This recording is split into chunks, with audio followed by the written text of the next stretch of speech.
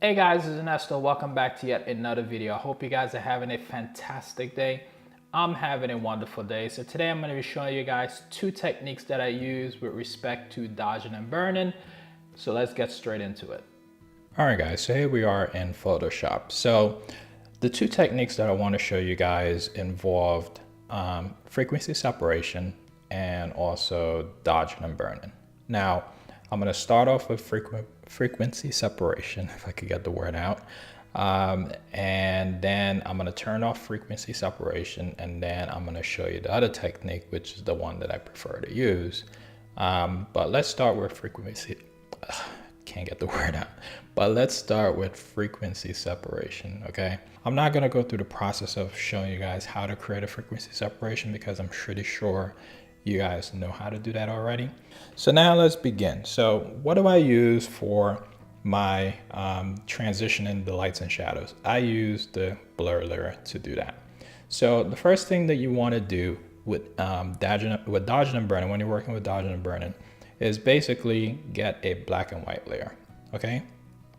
So I'm going to turn on my black and white layer. Now, black and white helps you to see the transitions between light and shadows that a little bit better. So we're going to start here. So we highlight the blur layer. And what I'm going to do here, I'm going to go to my Lasso Tool here. And then what I'm going to do is, all you do is you don't want to basically select the entire face. That's not what you want to do. What you want to do is just select the specific area that you would like to impact, okay? So let's highlight here. So we want to impact this particular area. So we go up to filter, and then we go to blur, and then we go to Gaussian blur, okay? So now, right now, when I blurred this particular layer, I blurred it at 9.2. So what I generally like to do is push it up to maybe 10.5. So like that. So by doing that, now if I do before and after, you could see it's a, let me zoom in so you guys can see a little bit better, hopefully. So if I do before and after, you see it's blurring the shadows and lights a little bit. It's blurring that, and that's what you're looking for. Now you could tell it's not doing that much of a big, great job because you could still see a little bit of spot right there, a little bit of darkness right there. So you would want to get rid of that. So let's do another one. So let's zoom out here. And it's always good to zoom out instead of working directly up on the image because you can't really see everything. So now let's select another area. So we select this area here and we blur that. So I just did Command F, that basically duplicates or repeats the same exact last action that was done. So Command F just does that instead of me having to go to filter, Gaussian blur, and all that stuff. All right, so let me zoom in and I'll show you the effect on this as well. So before and after. So it's very, very subtle, and is not too much, right? You don't want to blur the skin too much. Then it becomes, it looks a little bit too fake. All right, so I would just go through this, like, highlight that and go through the entire image, selecting the areas that I think needs a little bit more of a transition between lights and shadows. And, that will help this image come together just a little bit. And let me go through it here. And I'm going to fast forward the video at this point because this is going to become burned. But basically you select, and I'm just hitting Command F to duplicate, to repeat the last action, which is the Gaussian blur, okay? Yeah. Too many fishes in the stream. All right, so that's it. That's pretty much all I can do with respect to, transition in the lights and shadows with this particular image. So let me show you the before. That's the before, and this is the after. Let me zoom in a little bit more so you could hopefully see it. So before, after, before, after. Again, very subtle, okay? So if I turn this on, you probably hopefully would see. So before, after, before, after. So again, very subtle. All right, so now let's go to the dodge and burn. Okay, so now let me show you guys the technique that I like to utilize for the most part, which is the dodging and burning. So all I did, guys, just so you know, is these are curve layers. I have one layer basically pushing into the whites, and then I have another layer pushing into the shadows. That's all it is. And then basically I inverted the layer mask so that you don't see it. If I turn the layer mask off, you could see it basically brightens the entire image. If I turn this one off, it darkens the image, okay? So that's basically all it is. All right, so what I'm gonna use is the brush tool. If you don't have a tablet, might be a little bit difficult to do, but if you have a tablet, it's gonna become very, very easy. So let's begin. So I'm gonna use my brush tool, and I'm gonna reduce my flow down all the way to 1%. I'm gonna leave my opacity at 100%. And then I'm gonna change this from dark to white. So by utilizing the X, you can transition in between the two. So basically that's what I'm gonna do here. All right, so now I'm at 1%.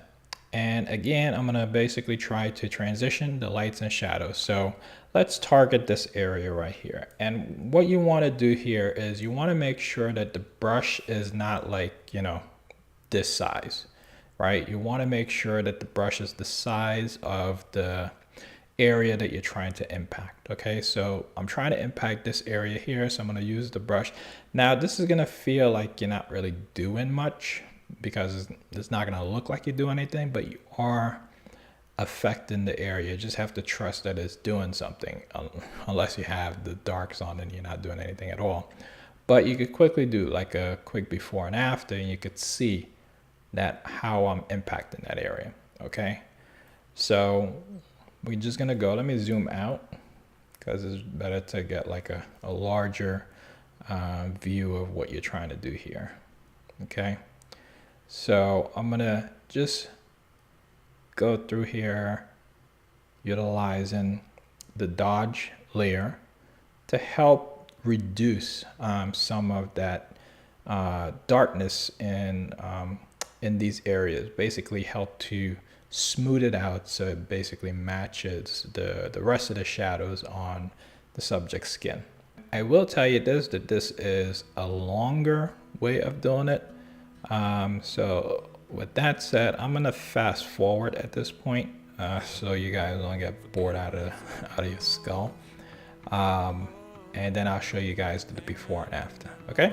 So. Yeah. And you're always in such a rush. With your life playing from the stereo. Oh.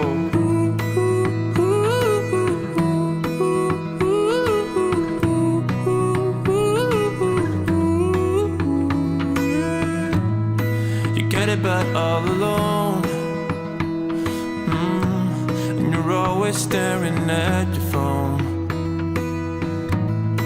You need another great relief.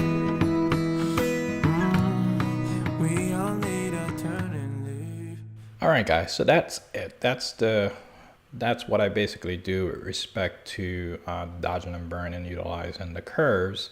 So let me show you guys the before and after. So this is the after, and this is the before. So after, before, after, before.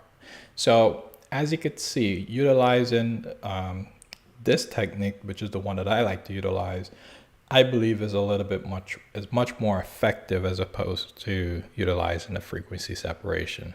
And I do use the frequency separation, like I said, if I'm in a rush to do something. But let me show you the frequency separation once again. So that's the frequency separation.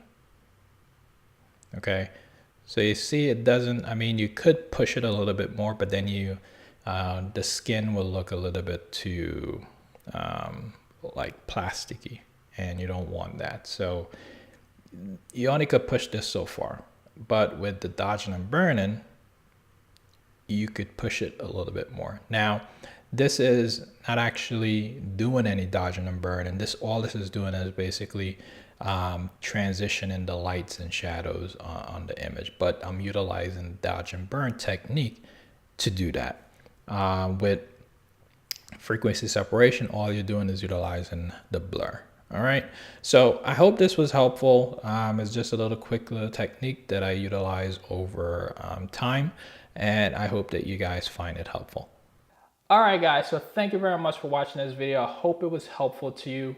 Dodging and burning, like I said at the beginning, it took me about 1.5 years to learn. So my message to you guys is definitely practice. I continuously practice myself with this process, because it definitely takes some time to learn it. So practice, you know, try utilizing it on as much images as you can when you have an opportunity, and I'm sure you'll become an expert at it down the road. So if you're new to it, just give it some time. It's gonna be frustrating in the beginning, but give it some time. It's gonna really help you out in the long run.